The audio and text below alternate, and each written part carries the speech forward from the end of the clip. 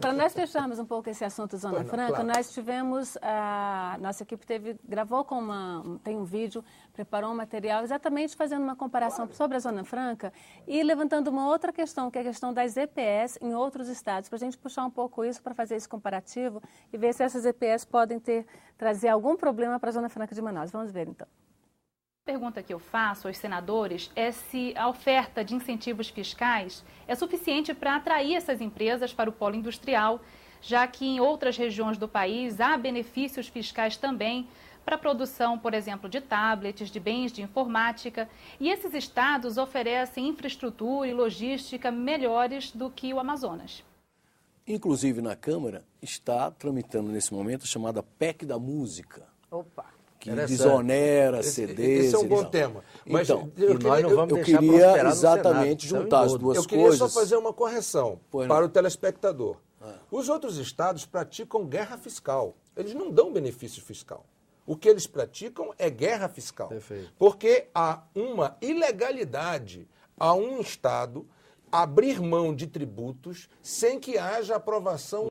Portanto, o que a prezada jornalista Ana Paula, nossa querida amiga, coloca, na realidade é o seguinte: nós não conseguiremos concorrer contra a guerra fiscal, que é injusta, que não é republicana, contra o polo industrial de Manaus, quando nós temos todas essas dificuldades de logística, todas essas dificuldades do bioma amazônico, da distância da matéria-prima, da formação de recursos humanos, de formação de recursos tecnológicos, quando se permite no país a guerra fiscal. Eduardo, só para complementar, ela falou de tablets. O tablets é uma medida provisória que foi aprovada recentemente, que inclui esse computador portátil, com teclado embutido nos bens de informática. Exatamente.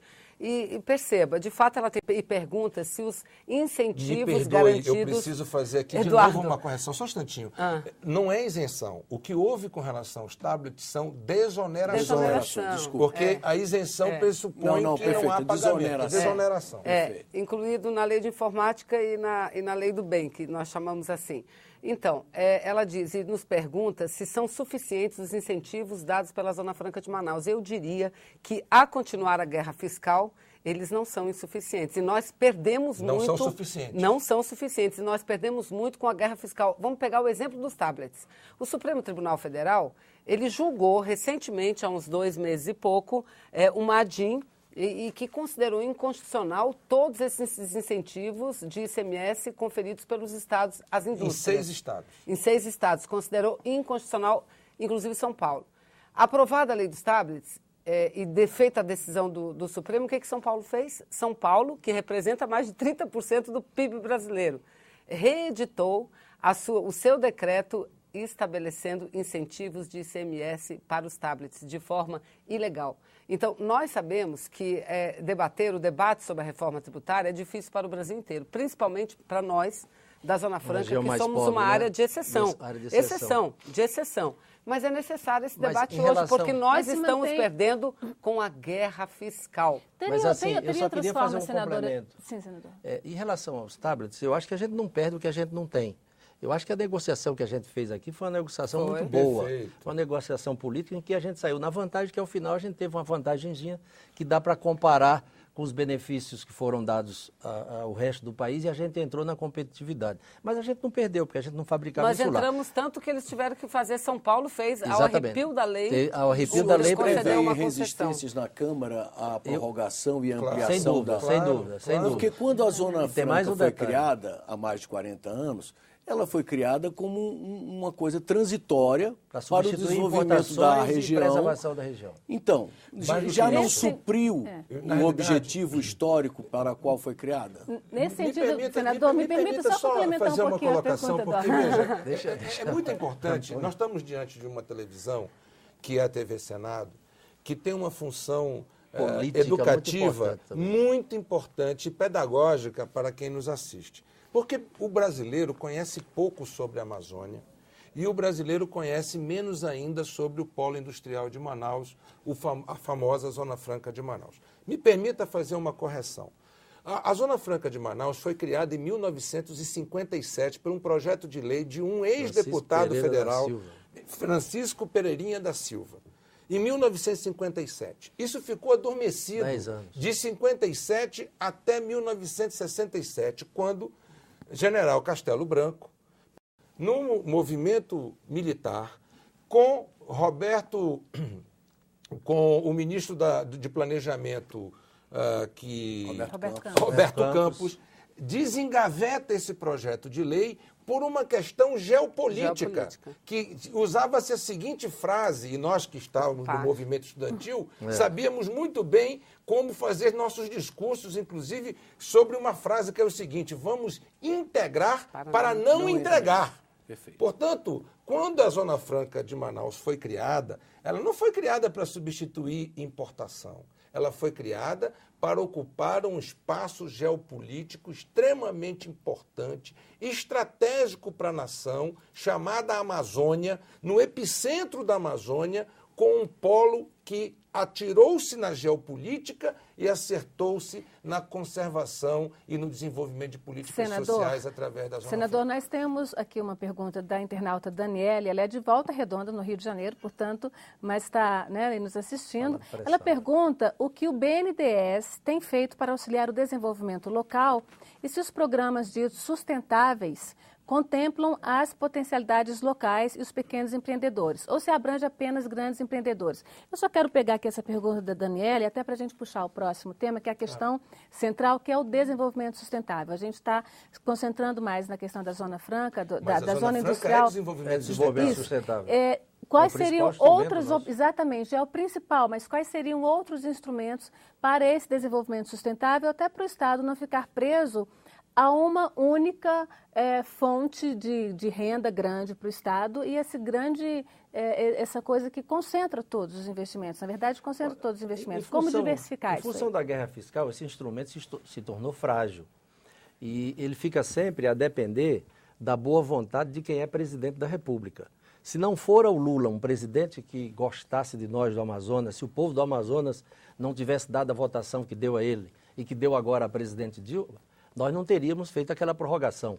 Você era governador do Estado, eu era prefeito à época, e acompanhamos a votação aqui no Senado, e o presidente Lula ligou pessoalmente para o Luizinho, que era o líder... O Vigílio, que era o relator. Para dizer, eu quero que aprove, que eu tenho esse compromisso. Se a presidente Dilma não fizer a mesma coisa, nós vamos ter sérias dificuldades para aprovar esse projeto aqui, porque é um projeto que nos interessa.